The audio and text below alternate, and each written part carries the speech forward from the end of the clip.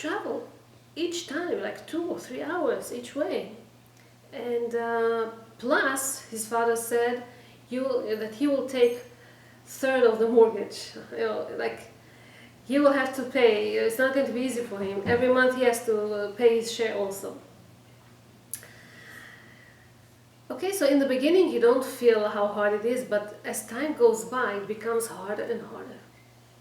He stopped visiting his parents because who has the money and who has the time? He takes upon himself, he learns during the day. So afternoon, in between the Sdarim, he tries to teach students. And then later after in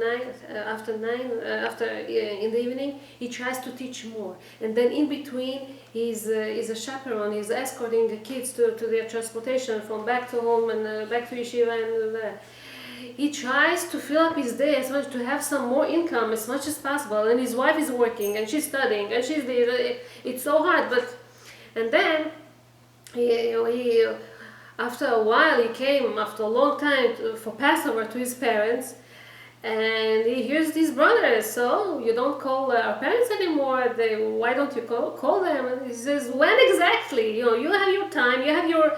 They feel that he's bitter. They feel that it bothers him. How come they got... He does not complain to his parents. He understands that they could not afford it this time.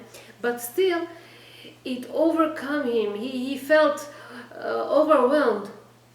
How come I have to suffer? I have to go through all this, and they still don't understand me. That year came to visit them their old grandfather. His name was Shmuel. And he lived in the United States, and he came to Israel to spend with them Passover.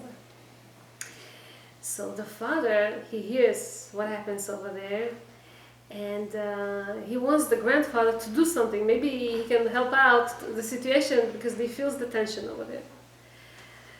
The grandfather says, I have a story for you that goes in our family. Let me share it with you. He tells to Arya. In 1861, you know what's the year 1861? It started the Civil War of America. So in the south of America, okay, and they used black people as slaves. In northern countries, they already freed the slaves. So this story is in Georgia, Atlanta, Georgia. There are a lot of cotton fields over there. And they used to take a lot of black people that were imported from Africa, came with chains, in the bottom of the ships, bad conditions, didn't give them the food, didn't give them drink. They had to work to sweat, their way. And as they come, they check them like animals. Is they healthy? Does he have good teeth? Does he have strength? And then they sell them according to their ability to work. Treat them very not nicely. So there was this boy by the name Hanks, and he was a little boy, a black boy. And all his family are telling him, in the north, they don't have slaves anymore. The first opportunity you have, run away from here. So one day he decides that he takes this thing, and he runs away from his master. For 2 hours he was running, until he came to the train station. He was so happy. He wanted to hop to the train, but he didn't wear the right shoes or slipped or something. He missed the train in a second.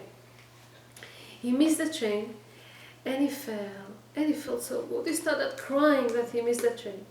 Over there stood a Jewish man by the name Shmuel.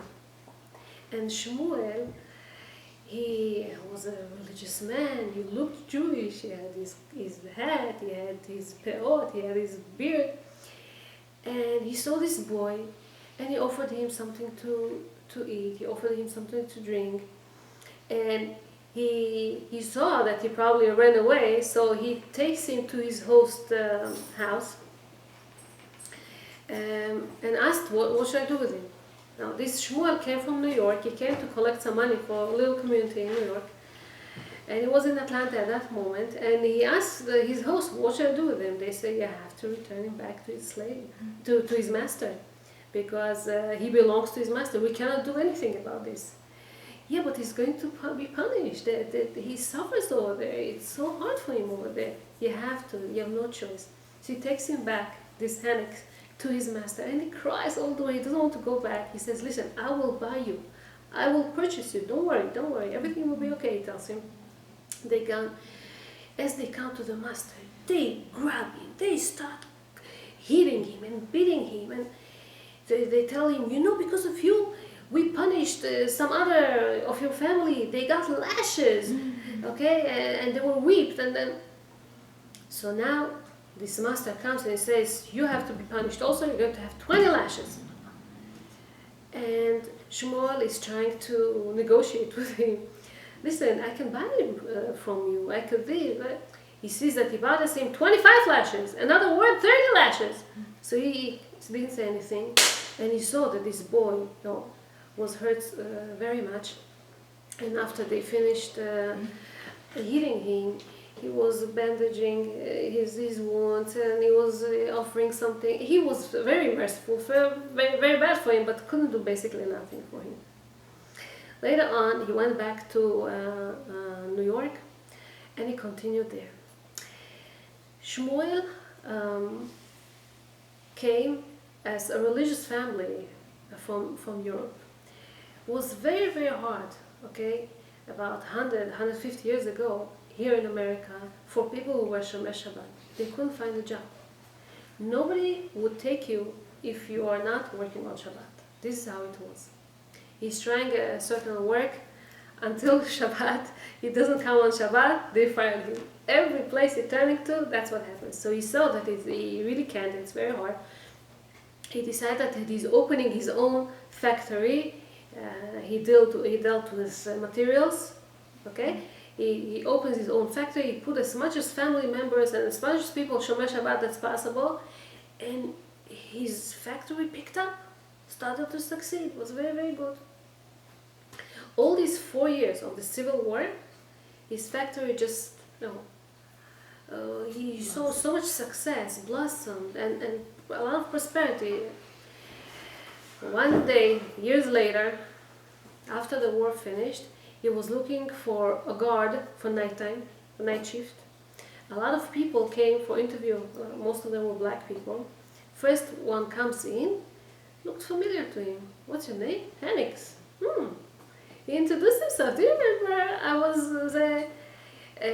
with you and they lashed you? He says, yeah. So what happened to you? He said, the first opportunity I got again, I got freed again. I ran away again. Why, he tells him, you saw that you were punished and then your friends were punished, and why do you have to run away again? He said to him something very interesting. He said, once I felt the taste of freedom, even though it was only for 2 hours, I felt the taste of freedom. I wouldn't change it with anything else. I wanted to feel that freedom all the time. I didn't want to feel chained. I didn't want to feel imprisoned. I didn't want to feel locked. I wanted to set free. Okay? So, of course, he accepted him to this job, and he worked for many, many years to this Shmuel. And Shmuel is my grandfather. And this is our story, and it runs in the family. So I want to tell you, he tells him, you are very upset that you did not accept, you didn't get from your parents the same way that your brothers and your sisters got. But maybe this is something that you chained yourself to this thought and cannot get free. If you get free from this feeling that somebody owes you and you didn't get it, and because of this you're miserable, okay? So you have to change perspective. You're going to change perspective, you're going to feel much better. This is when Arya thought about this. He said, there's a lot of sense in there. Baruch Hashem, I am healthy. My wife is healthy. I have a job. It's hard. Of course it's hard. It's not easy. But he started to think that he's not really miserable. He's just put in himself all kind of negative thoughts, and that's what makes him bitter and upset and negative and angry and frustrated. Okay? A lot of us we put ourselves in all kind of situations that I have to get this and I don't get this. And hey, we're coming close to Rosh Hashanah. Coming close to Rosh Hashanah means that you have to free yourself from all kind of habits that you got used to. Somebody came to me last week. She's so upset at her husband, and she tells me, I'm not an angry person, but my husband makes me angry. That's something that most people say. I'm not this type of person, but he makes me get upset. You put yourself in this situation that you want to get angry, so you get angry. Get out of that. You want Hashem to grant you a new year. You try to change your perspective. You try to change your habit. It's very hard for you to open yourself and tell your husband, I love you. Work on it. If you're not getting to open to him, when are you going to open to him? Are you going to be 80? Okay? It's hard for you to stop using bad language. When are you going to start working on it? You have to. You cannot say, oh, but all my friends are like that, but everybody talks like that. But no, it's not going to be accepted in heaven. You have to try. It's not going to be an easy thing, of course. But slowly, slowly, surely, you're going to work on yourself. We have all kind of things that we put ourselves into, and we think this is how I am. I cannot change, and it's not true. You can if you want. You just have to give it a thought. You want to improve in something. I told you, start at home, because this is the most important thing. You want to appreciate. Take up on yourself something small. It's not a big mitzvah from 613 mitzvah that we have in the Torah. But once you're going to get used to it, it's going to be so much easier in other mitzvah also. Every time your husband leaves for his work, walking. No, what else? Blessing, yefeh. Smile. Give him food. Okay? Give compliments. Say, I'm going to miss you. Wish him luck. Success. What am I going to do without you? I always say that. Yefeh, kol hakavod. It's important. Or in any other thing that you feel that you're weak in it, okay? Try to see what you can do to work on it. So this year you didn't get a present for your birthday. And you get so upset. How come? We're married already 10 years. We're married already 15 years. How could you forget? Or why he gave you such not important gift? Huh? Not on time. Huh? Not on the right time. Yeah, he forgot the day of the birthday. And he, whatever. Use his credit card and buy for yourself. Okay. Especially, that's all together, right? That's right. A nice mitzvah that I could suggest, it up to you, if you want to do it. In order for you to start appreciating and to thank and to feel something towards your husband, do you get up for him when he comes home? Think about this.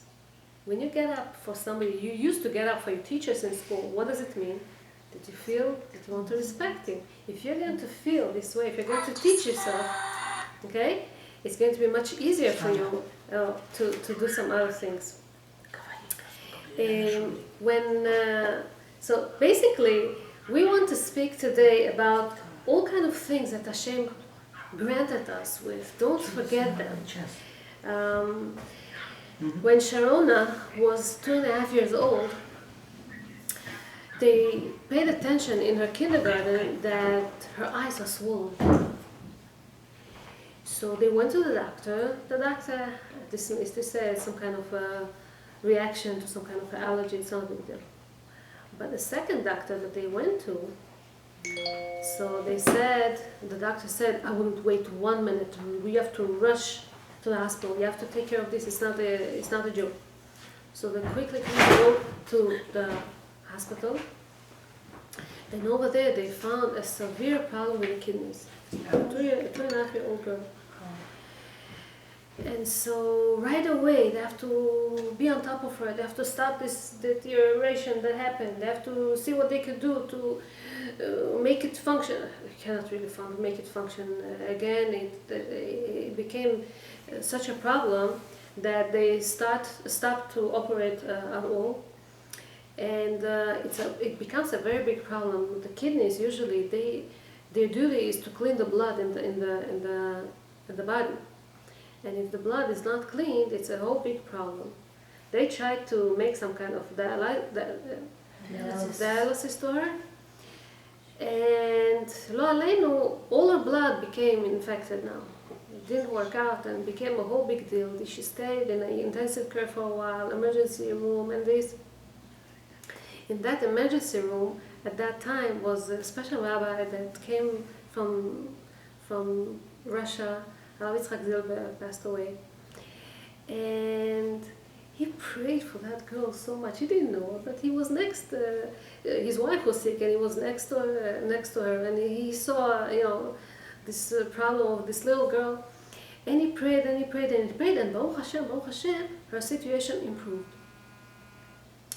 But then there was another problem. The kidney was kacha. Then her heart became so weak, the muscle didn't work, that the heart couldn't function the right way. And so they saw that it becomes a problem. And the situation looked like helpless, because she has a dialysis problem, she has a kidney problem, and on top of this now a heart problem also, and she's a little girl. And it looked like they cannot do so much about this. The mother used to go every day. I don't know if she was religious, but she used to go every day to the kotel and to pray, Hashem, please make my daughter healthy, please make my daughter healthy. She was very, very afraid that something will happen to her, because, she put her to sleep. She doesn't know if she's going to wake up in the morning, So first thing in the morning, she runs to her to see if she's okay. She sees that she's breathing, she's happy. She says over here, she describes, I never thought that in this intensive care or in this emergency room, people can be happy. I was happy every time I saw that she's breathing, that she's okay, that she's alive. And see, sometimes even in dark moments, you can see happiness if you want to see happiness. And so one day she comes to the kotel, and she wants to wash her hands before she enters to pray. And the sun rays was reflecting on this the dome of the rock where the mask of the iris is. And she started to feel so upset. How come in such a holy place we still have this mask over there? She says, she turns to Hashem and she says, Hashem, I want already the redemption. I want already the holy temple to be here, not this mask. Hashem, please, for your name, for your sake, we need to get rid of this already. We need the real one, the real stuff over here. And then she turns to Hashem and she tells him, Hashem, I'm so thankful to you. You're so good. Well, her daughter is sick in the hospital, and I'm so. At that moment, she felt too tired, too dizzy. I don't know. She wants to sit. There's no room. There's no empty chairs over there, and she's like. She can sit. She can burst into cry, but no. She felt so close to Hashem, and she doesn't know if this closeness to Hashem is because of her trouble, or because thanking Hashem. Right, this moment she was thanking Hashem. She felt very good, and she tells Hashem, Hashem, I want to be closer to you. I want to fulfill your mitzvot. I want to be connected to you. I want to be attached to you. This is what she prayed. Stop. Somehow she got back to the hospital. It's so interesting, it says, that 2 days later, there was a big improvement in her situation, her daughter's situation. Wow. Her heart was such a failure that they didn't know if she was going to survive at all. In a week later, it was a significant improvement. And here's when the doctors say, something, we can think about heart transplant. Heart transplant. Some time ago, it wasn't even a possibility. First of all, it's $1 million thing. Second of all, you have to drive. Maybe you have to you have to go overseas. To find for the donor. You never know. It's 1 to 3. When something like that happens, you have to leave everything and just go. Her condition and her kidney, and it wasn't possible. All of a sudden, the doctor started thinking about maybe it's possible. And then a week later, something happened. You see how Hashem does things we don't know. A little girl, 4-year-old, an Arab girl, was playing in a backyard. A rocket from nowhere just falls into her backyard and kills her. Wow. The parents, the Arab parents, I don't know how Hashem put this thought into them. They don't mind to donate her parts to transplants for people. Now, they're Arabs, and mostly it will go to Jewish people. Why did they think it's not reasonable, doesn't make sense, it's not logical? Why would they think such a thing? We don't know, Hashem knows. But when Hashem wants something to happen, it's going to happen. So, all of a sudden, they get a phone call, there's a heart, it's ready, her age, her this. Now, they have to make sure that it will be suitable, not everything will work out, whatever. Make tests, everything was okay. Because she was thankful to Hashem, see what happened. We're coming now to close to Rosh Hashanah. There was this huge, I don't know how to describe it even, huge miracle that happened this year. These 3 boys were abducted. All Am Israel is crying to Hashem. Hashem, please help, Hashem, please help, Hashem, please help. And then we realized that the Hamas was planning through the tunnels to get to soon in Rosh Hashanah and to bomb us and to take hostage and to kill people and this. If we wouldn't pray for for these boys, who knows what a tragic thing would happen. So Hashem, with His mercy, does take care of us. Our job is ללכת בדרכיו, to go His ways. מהו רחום, אף אתה רחום. The same qualities that He has, we have to have too. We're going to speak about qualities Be'ezrat Hashem soon, and to be grateful, to thank Hashem for all the good things that He gave to us, to be happy, to wake up in the morning with Modeh ani lefanecha. I'm thankful to you, Hashem. Be'ezrat Hashem will have a happy New Year with all the blessings. Can I say something?